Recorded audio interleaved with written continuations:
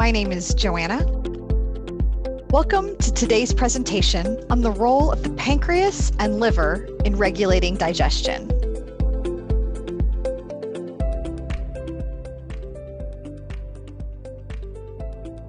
Okay, let's start by first looking at the digestive system. The digestive system can be split up into two parts: the alimentary canal, also known as the gastrointestinal tract, or the GI tract as it's commonly known. And that is essentially one long continuous tube that starts at your mouth where the food goes in and winds all the way down the body to end at the anus where some of the food comes back out. Along the way, much of the food is broken down into molecular fragments that can be absorbed through the lining of this tract and into the blood that surrounds the rest of the digestive system, which is made up of accessory digestive organs like the teeth, the tongue, the gallbladder, salivary glands, liver, and pancreas, which are not part of the GI tract but have a considerable role in digestion. So we're going to be focusing on the pancreas and liver specifically, but let me first say that all of the aforementioned components work together to produce a sequence of 6 actions. They are ingestion, which is eating, propulsion, which begins when you swallow the food and continues with involuntary peristalsis, which is part of the autonomic nervous system. These actions push food along the GI tract, down the pharynx, and down the esophagus and into the stomach. Mechanical breakdown begins by using the teeth and saliva to break down food while in the stomach, and then gastric acid breaks it down further. Next is the part formerly referred to as actual digestion, when enzymes perform highly directed chemical reactions to break down the polymers in food. Then once everything is broken down as much as it can be, there is absorption, where nutrients pass through the intestines into blood and lymph.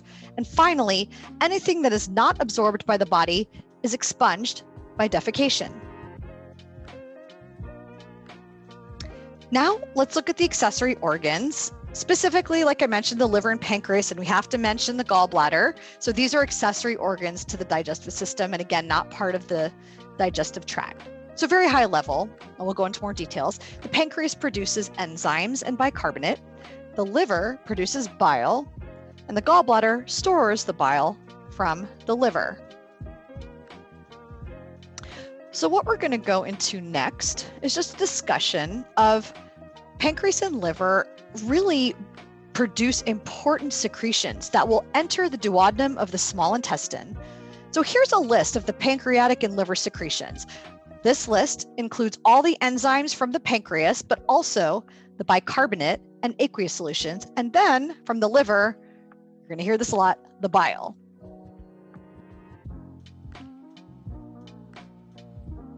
Okay, focusing on the pancreas. The pancreas is located behind the stomach in the upper left abdomen. The pancreas has both exocrine and endocrine functions. So the endocrine portion functions to regulate blood sugar by secreting insulin and glucagon into the bloodstream. The exocrine portion secretes digestive enzymes and bicarbonate to the small intestine and produces a variety of enzymes that break down all major food groups. The secretions from the pancreas are referred to as pancreatic juice. Doesn't sound like a juice I would want to consume. When food enters the duodenum, it is deluged with this pancreatic juice, which is basically defined as an alkaline secretion of the pancreas containing enzymes that aid in the digestion of proteins, carbohydrates, and fats. So pancreatic juice consists of alkaline, chiefly bicarbonate fluid, and the enzymes.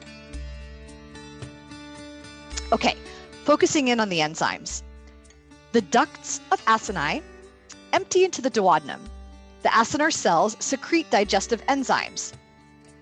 So 3 enzymes that are found in pancreatic juice, the trypsin, chymotrypsin, and carboxypeptidase, those complete the digestion of proteins.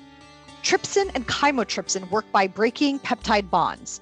You can remember this because they trip over and break the peptide bonds. But there's one key feature of these that they're secreted in their inactive forms.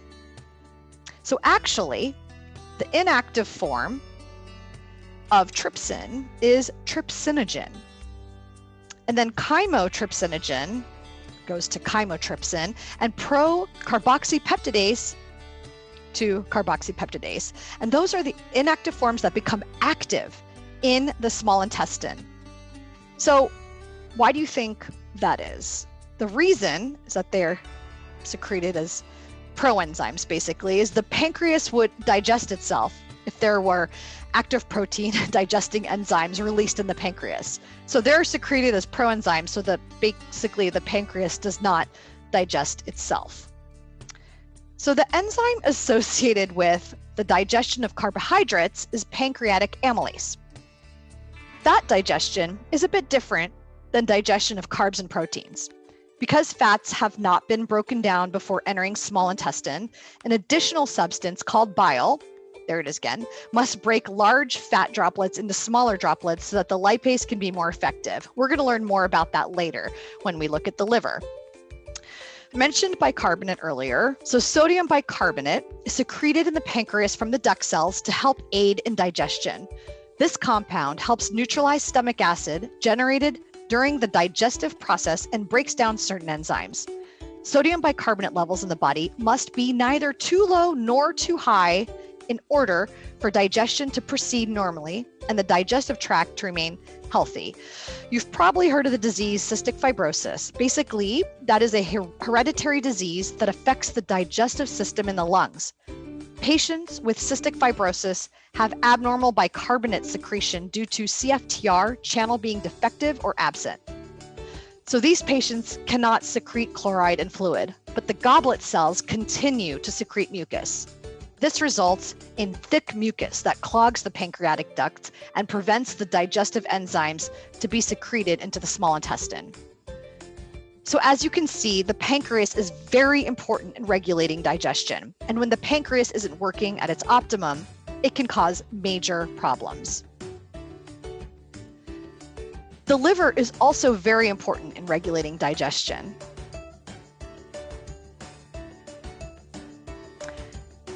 The liver is located in the upper right-hand portion of the abdominal cavity beneath the diaphragm and on top of the stomach, right kidney, and intestine. It has an abundant blood supply. It's a pretty large organ. It's about 3 pounds. So the role of the liver in digestion is to process the nutrients absorbed from the small intestine, and it secretes bile, as we'll see in a second, from the liver cells, are secreted into the small intestine, plays an important role in digesting fat. Also, the liver is the body's chemical factory, takes the raw materials absorbed by the intestine and makes all the various chemicals the body needs to function. Let's look at that in more detail. Liver blood supply is pretty unique. There's a large amount of blood flow into the liver from the digestive tract, so that nutrient-rich blood that has just absorbed all those nutrients from the digestive tract are going to send blood into the liver. Oxygen-poor nutrient-rich blood from the GI tract passes through the liver before it enters the general circulation via the inferior vena cava. So note that everything you absorb will go through the liver. Also, when that's not functioning, there are a lot of issues that can ensue. There's so many jobs of the liver. It's very diverse. It detoxifies blood, emulsifies fat, bilirubin metabolism, fat and protein metabolism, blood regulation, but in a digestive context. The function is really to produce bile.